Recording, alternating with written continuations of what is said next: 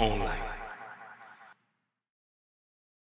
Manche ya Tongo, biso bango tozokende église, awa toza na de bonhomme. Omoni mai ndenge deborde, tala bato. Tala ndenge bato bazotomba. Ngai wana na kati ya mai, oyo ngai na mai. Omoni, tala mai, ebandi bana sode moto de bonhomme.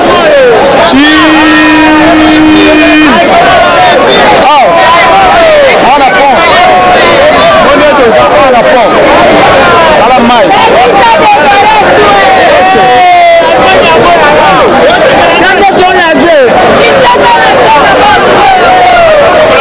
On est en haut, dans la maille. Je vais dire que l'on va ange, l'on va la conséquence, l'on va ange. Merci, voilà qu'il y a une église. Mais dans la maille. Maille tient le quête.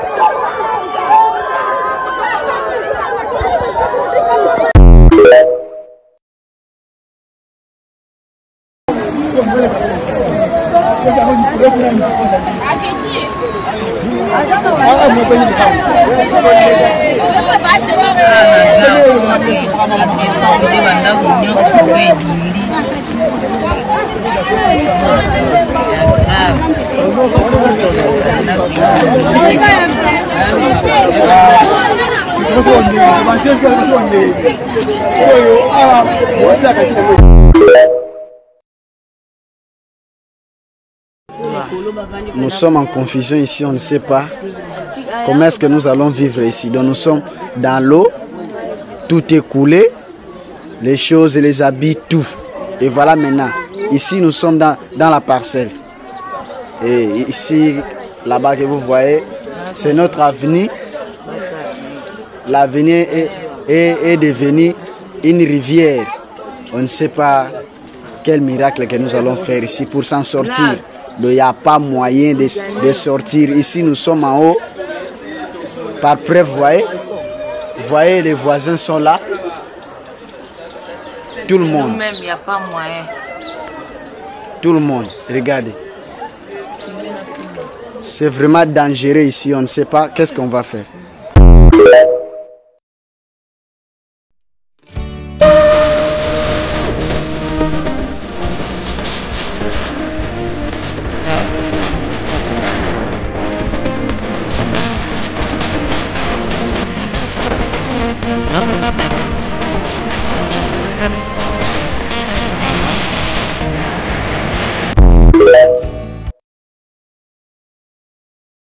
Nikolo tomela opi régie de zango ezindi mabezao mudawa kobenga na bato na nzela oui aya koleka mbango akende kasi aya mpe koleka lelo nzela yango oyo tooluka aya ye mutu atindaka bato wana balataka bilamba batashe bakobenga na bato na nzela aya koleka lelo atozela ye aya ye lokwa avandaka te aya koleka akende kozwa avion aya naaluka mutu alobaki longola baange Nzamba yokeli alongoli baanji tala makambo tokomona na Congo ta Kinshasa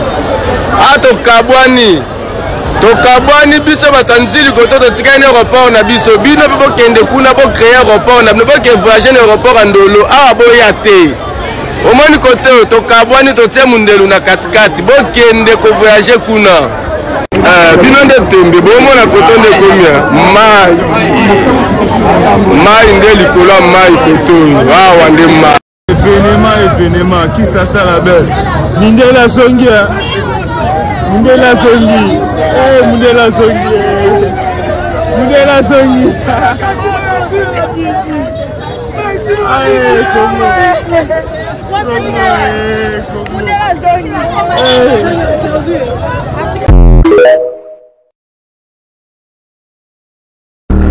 Ebele bakufi, ebele na l'hôpital. Mingi badaye, nanga inozo vivre. Chikana yeba, ozani. Ozani, chikana yeba, ozani. Ozani. Papa, papa, wetala kaba. Sura moti muna komi, papa na para, betela mutoki. Yamona kusani pene noko kabana taliso.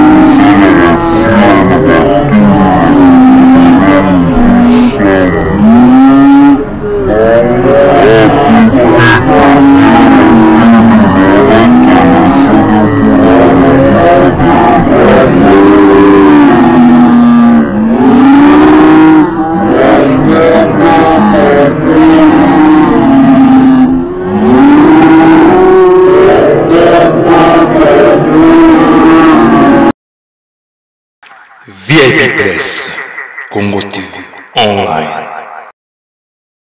La maison Connexion Rapide présente la chanteuse Stevia Mbimba pour la sortie de sa chanson Yesu Nanga.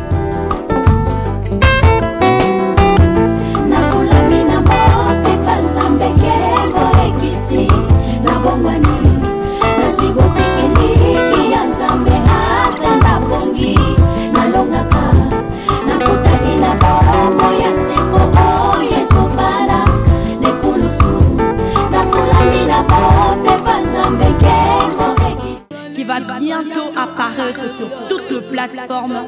Restez connectés. À bientôt. Que Dieu vous bénisse.